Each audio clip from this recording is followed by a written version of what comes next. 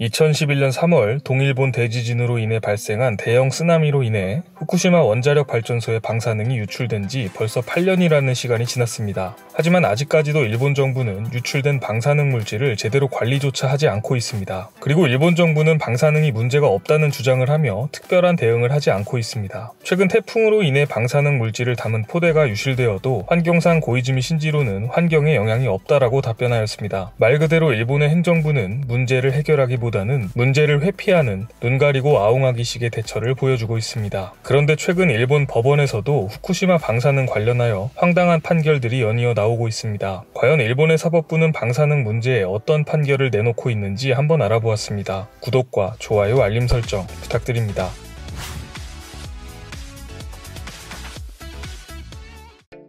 안녕하세요. 세상 모든 잡다한 지식을 알려드리는 잡시광입니다. 후쿠시마 방사능이 유출된 지 8년이 지난 지금 시점에 일본 법원에서는 이 사건과 관련한 판결들이 하나둘 나오고 있습니다. 오늘은 최근 일본 법원에서 발표한 두 가지 판결을 정리해보았습니다. 첫 번째는 오염된 토양에 방사능 물질을 제거해달라며 도쿄전력을 상대로 8명의 농민들이 제기한 소송입니다. 도쿄전력이 방사능 물질을 제대로 관리하지 않아 방사능이 유출되어 자신들의 논과 밭을 오염시켰으니 이에 책임을 지고 방사능 물질을 제거해달라는 소송입니다. 상식적인 관점에서 보았을 때 이 사건은 소송까지 갈 것도 없이 국가에서 나서서 방사능 물질을 제거하고 오염된 토양을 재건해주는 것이 맞다는 생각이 듭니다. 실제로 일본 정부는 방사선량이 높은 지역의 농지에서 오염 제거 작업을 실시하긴 했습니다. 하지만 그 방법은 흙을 단순히 갈아엎어서 토양 표면의 방사성 물질의 농도를 낮추는 것으로 방사능 물질을 제거하는 방법이 아니었습니다. 오히려 땅속으로 들어간 방사성 물질들은 그 토양에서 자라는 작물들에 그대로 노출될 수밖에 없었죠. 정말 일본 정부의 방사능에 대한 대응은 일관되게 눈 가리고 아웅하는 방법을 고수하네요.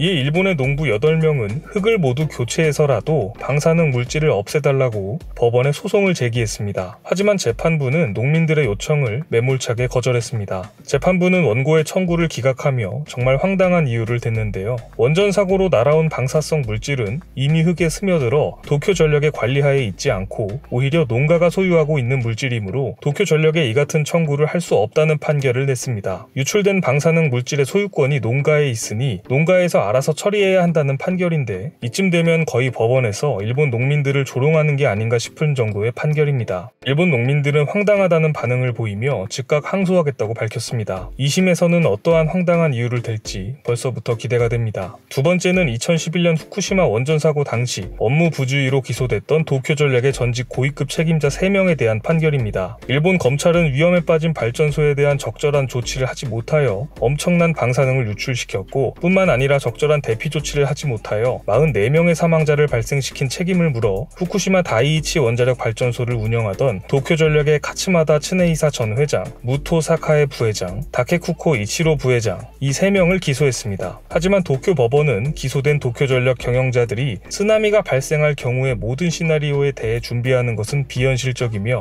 이들은 정부의 안전 가이드를 따랐다라는 이유로 모두 무죄를 선고했습니다. 100번 양보해서 경영진이 초대형 쓰나미를 예측하지 못했을 수도 있다는 생각이 듭니다. 하지만 일본 검찰의 입장은 달랐습니다. 동일본 대지진이 일어나기 3년 전에 작성된 도쿄전력의 내부 보고서 때문인데요. 이 보고서에는 15m가 넘는 쓰나미가 올 경우 후쿠시마 원전이 타격을 입을 수 있으니 현재 10m인 후쿠시마 원자로의 해안 방벽을 15m로 높이자는 제안이 있었습니다. 하지만 당시 도쿄전력의 경영진은 이러한 우려를 대수롭지 않게 여기고 해안 방벽을 높이는 조치를 하지 않았습니다. 그런데 동일본 대지진으로 발생한 쓰나미는 14m 높이의 해일이었습니다. 즉 경영진은 초대형 쓰나미가 발생하는 상황에 대한 대비가 필요하다는 보고를 이미 받았었고 방사능 유출 사고를 막을 수 있는 충분한 3년이라는 시간이 있었다는 이야기입니다. 하지만 법원은 방벽을 15m로 높였어도 방사능 유출 사고를 막았을 거라는 보장이 없다는 피고 측 변호인들의 주장을 받아들여 결국 무죄로 판결하였습니다. 앞서 두 차례의 판결을 보았을 때 일본의 사법부 역시 일본의 행정부와 같은 접근 방식을 가진 것으로 보입니다. 방사능 유출 사고에 대해 문제 해결을 위한 본질적인 접근이 아니라 이를 크게 만들지 말고 눈 가리고 아웅하다 보면